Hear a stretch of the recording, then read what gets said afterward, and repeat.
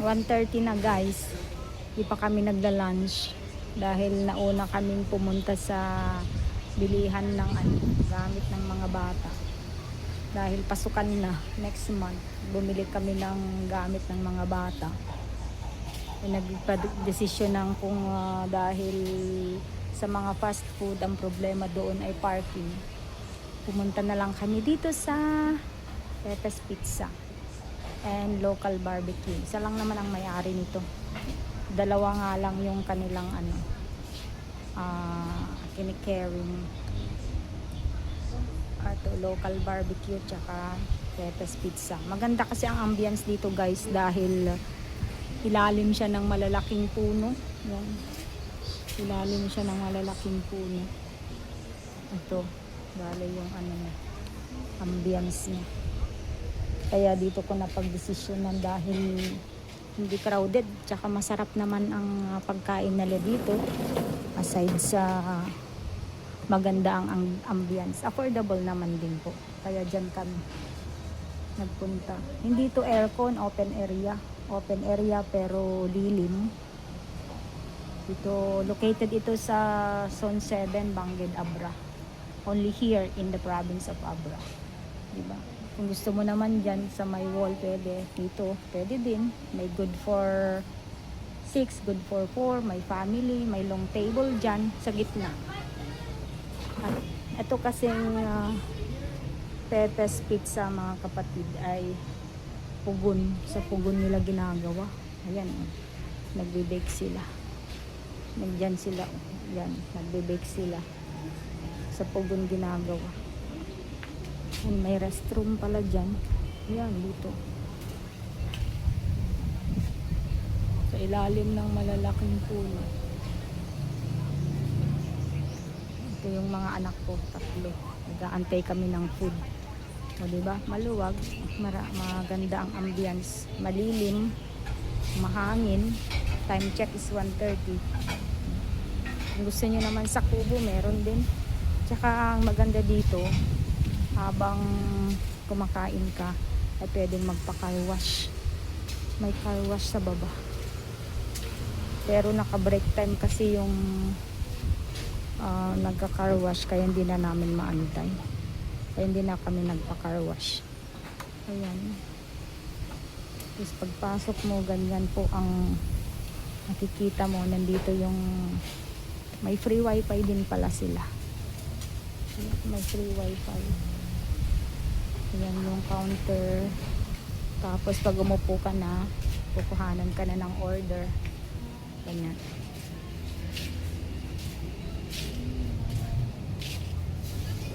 Ito, may lasagna sila. O diba mga kapatid, masaya.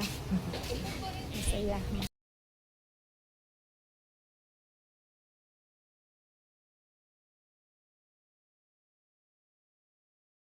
Mga presyo nila sa local mga menu, rice menu.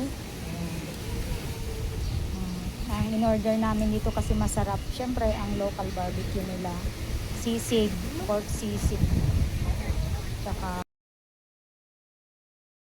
Shanghai, and pizza. Ito yung mga in-order namin. Pizza nila masarap din. Nag-range sa 400 yung pinakamababa hanggang 550. Yan. Tapos meron din naman silang mga fried menu. Yan. Ngayon, waiting na ang aming order. Ayan, niluluto na.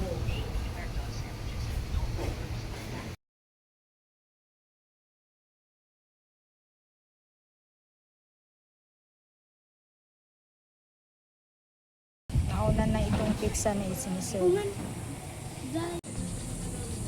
Pero may dagdag pa yan. Okay. Masarap. Pizza. Grabe. Magkakala. Nagaling na. Masarapan naman daw sila.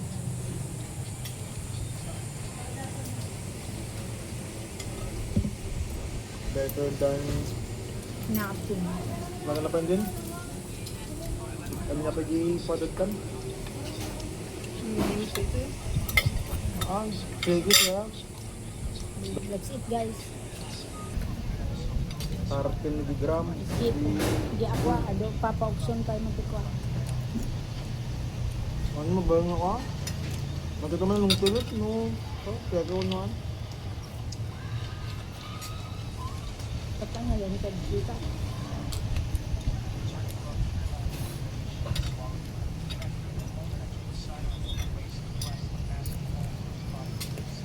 Sweet sa dito. So, mati habis na.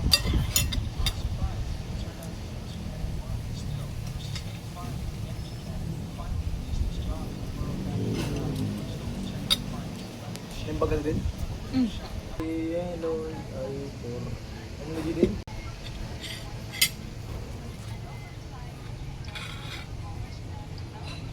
Sino sa Jollibee? Pero talaga, stylish Upa ka. ka pa eh. Happy birthday to me na beta. So guys, so masarap ang sisig nila.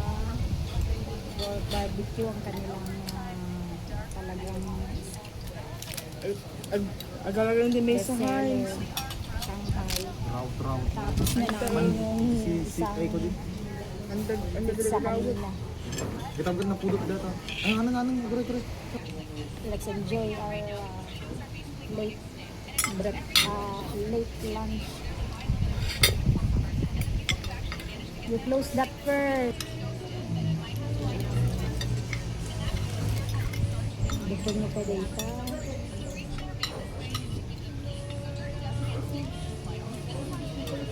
Mga nabubuan. Masarap ito guys. Pork barbecue ang kanilang bestseller.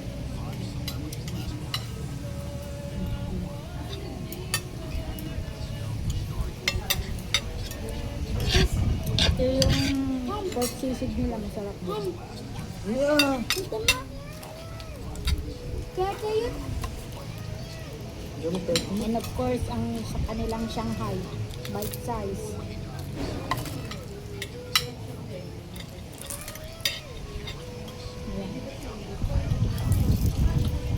Ayan. Crunchy. Kapig sa una yung dito.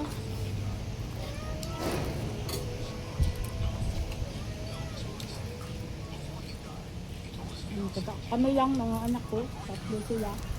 Si panganay, si pangalawa, si bunso.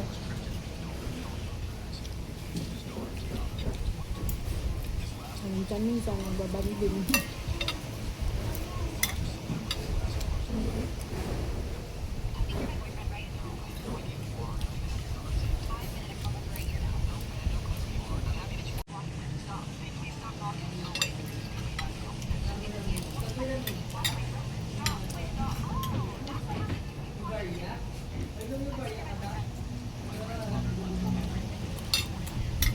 Dako ka po yan ka.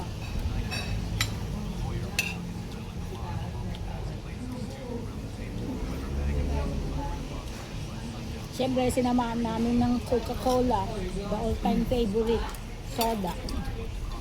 Ano na din? Coke. Wala. Mag-install na lang sa mga nalamis. Ikaling magtitas ng Ang nalamis data. Natang Shanghai nila, mga crunchy. Ang laman, malaman.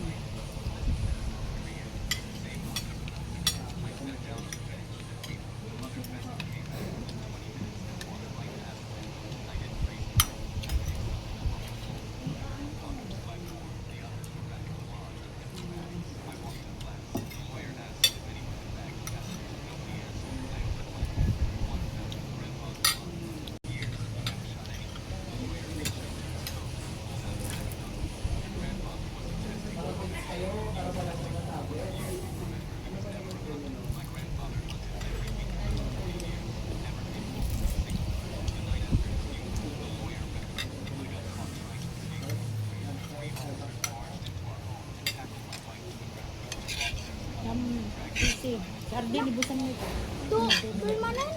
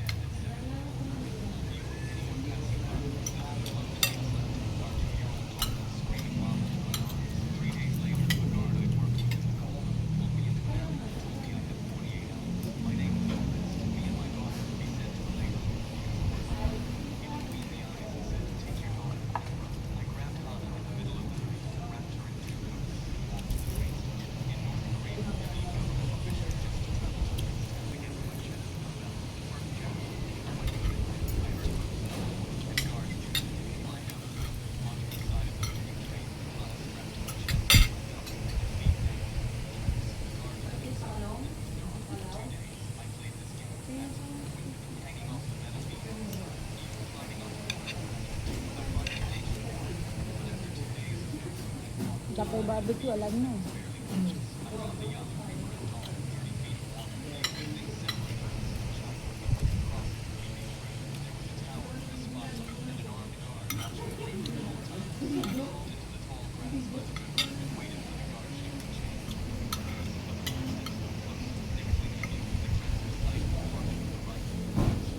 Ayan, natapos na kami guys at kami lalarga na. Thank you so much for the food, Lord. Let's go, let's go. Let's go, let's go home. Oh, ganda oh. Mahangin. Mahangin. Ito yung sinasabi ko car wash nila. Yan. Pero hindi na kami nakapag-antay. Dahil uwi na kami. Okay. Diba? Ang ganda ng ambience. Ayan. Goodbye. Pauwi kami, may nadaanan kami tilapia. Paano may 1 kilo? Dua.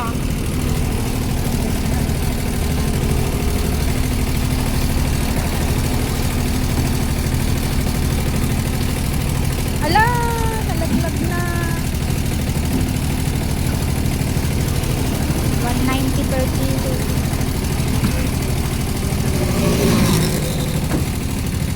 Nalaglag na yung isa.